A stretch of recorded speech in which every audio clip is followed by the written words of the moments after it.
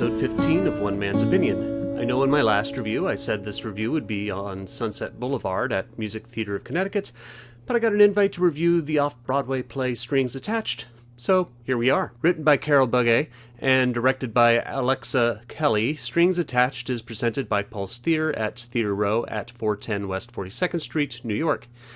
Uncertainty only applies to quantum events in the subatomic level. But aren't people as mysterious as the forces in an atom?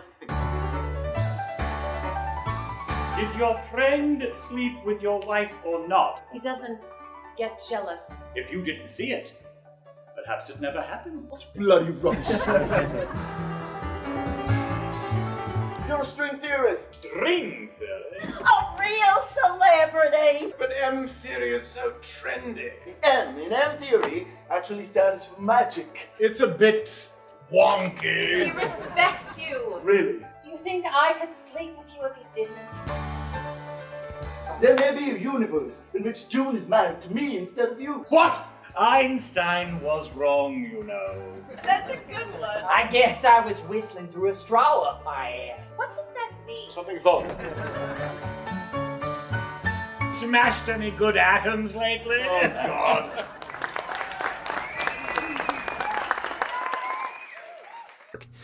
For the past few years, pop culture cinema has been really going strong on multiverse-themed science fiction fantasy. The Marvel Cinematic Universe, in particular, has been theming their Phase 4, 5, and 6 on the multiverse, and Everything Everywhere All at Once was a critical and audience hit.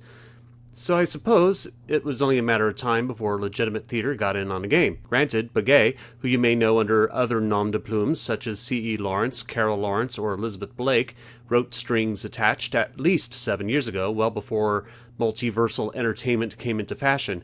Granted, again, multiverse stories are quite an old story trope. Anyone remember the original series Star Trek episode Mirror Mirror from 1967?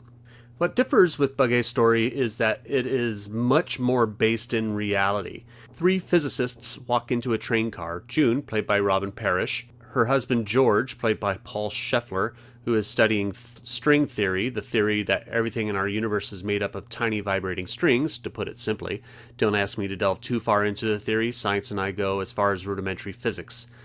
June, though, is having an affair with Rory, played by Brian Richardson, who is working on M theory, which is a unified version of string theory. In the midst of their romantic turmoil, the three debate their theories of the universe and its origins, coming to a rather voracious finale at the end of Act 1, where they express their frustrations with everything the universe throws at them, whether it be love, tragedy, science, politics, religion, or other. But then there's Act 2, where the story starts over, except that June is no longer married to George, but to Rory, and is cheating on Rory with George.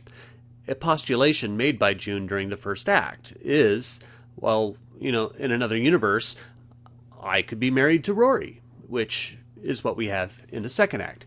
We have entered a second universe here, where different choices are made, and because of the resulting relationships, the results of the play are different. Strings Attached, though entertaining, can get a little heady at times. The attempts to parallel science and love, making one analogous of the other, generally works. It does require sitting through the occasional quick lecture from Sir Isaac Newton, played by Jonathan Hadley, Marie Curie, played by Bonnie Black, and Max Planck, played by Russell Saylor, in order to make those connections happen. The parallels of the actual science, as it is explained in the play, and how string and M theory correlate, do not necessarily reflect the romantic tension between the love triangle. The science actually is pretty entertaining at its core. The passion of all six cast members makes the debate and edutainment elements enjoyable. Where the play falters is in the relationships themselves. This has mostly to do with the fact that the play is essentially a one-room drama, and in order for the conflict to progress, one of the characters have to leave the train car for the other two to carry out their story, which ends up being built around contrivances and derivative means. The worst is when one of the characters chooses to leave in a huff because of something said. My attitude is the story has to reach its conclusion, and that person just left. Why would they come back, especially if they are leaving in a negative state? I get it, it's a ways and means of navigating the story to get two characters alone, but it doesn't always work here. The character conflicts work, it's just how Bugge uses the story to get them each there. The performances are all solid. Parrish, in particular, is enjoyable as June, who never loses her place of empathy with the audience, especially once she reveals the tragic events that led to her affair in the first place in both universes. Hadley gives a rather memorable performance as a flamboyant Sir Isaac Newton, which brings a nice bit of levity to the piece. I really enjoy Kelly's use of Jessica Park's set design. Normally, a cabin in a train car would be 6 seats facing each other parallel.